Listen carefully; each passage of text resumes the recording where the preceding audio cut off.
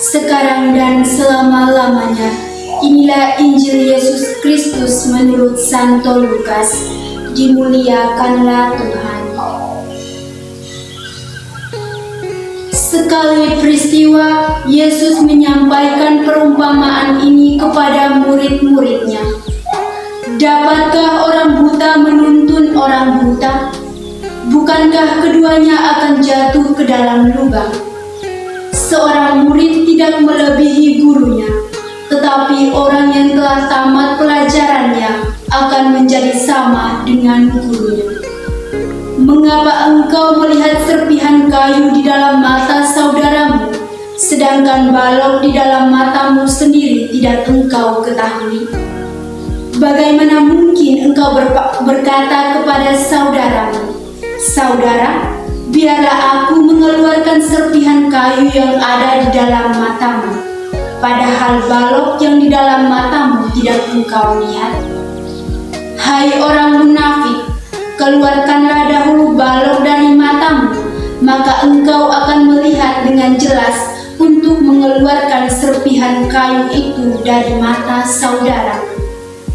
Karena tidak ada pohon yang baik yang menghasilkan buah yang tidak baik, dan juga tidak ada pohon yang tidak baik yang menghasilkan buah yang baik. Sebab setiap pohon dikenal dari buahnya. Karena dari semak duri orang tidak memetik buah ara, dan dari duri-duri orang tidak memetik buah anggur. Orang yang baik mengeluarkan apa yang baik dari perbendaharaan hatinya yang baik. Tetapi orang yang jahat mengeluarkan apa yang jahat dari perbendaharaannya yang jahat. Karena yang diucapkan mulutnya meluap dari hatinya. Demikianlah sabda Tuhan. Terpujilah Kristus. Bapak, Ibu, saudara-saudari yang terkasih, yang dicintai oleh Allah yang hidup.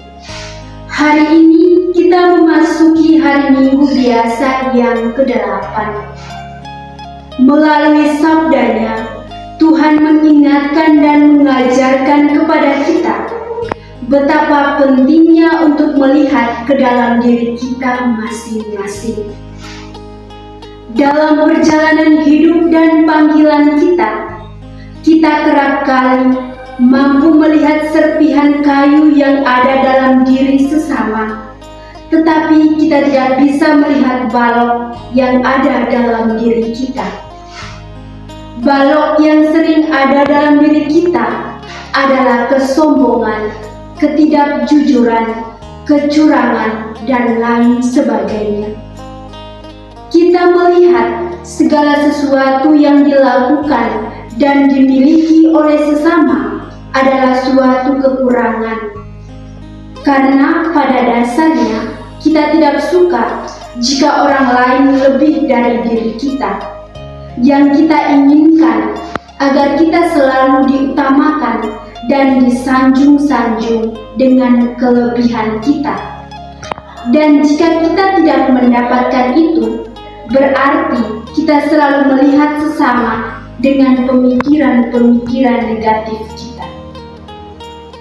Bapak, Ibu, saudara-saudari yang terkasih, yang dicintai oleh Allah yang hidup.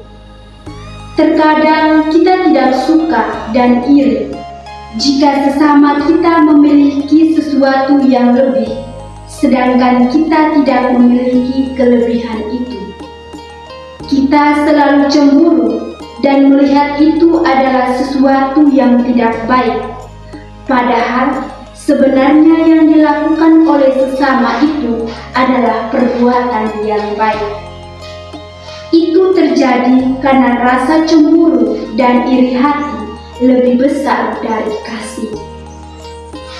Kita memiliki andil untuk melihat kelemahan sesama, tetapi kita tidak memiliki andil untuk melihat kekurangan dan keterbatasan kita.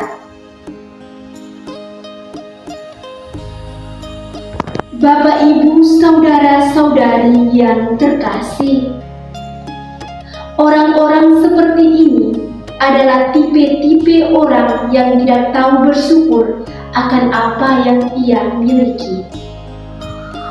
Marilah kita merefleksikan diri kita masing-masing. Apakah saat ini kita tergolong orang-orang yang pandai menilai sesama, namun lupa untuk menilai diri sendiri? Ataukah kita termasuk tipe orang yang tidak tahu bersyukur akan apa yang kita miliki? Melihat ke dalam diri kita itu amatlah penting. Jika kita telah mengenal diri kita, berarti kita juga mampu untuk memahami, bukan hanya untuk menilai.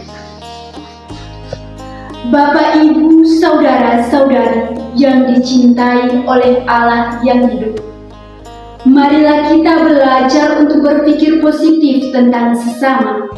Maka kita dapat melihat bahwa segala sesuatu itu baik, atau paling tidak ada nilai baik di dalamnya.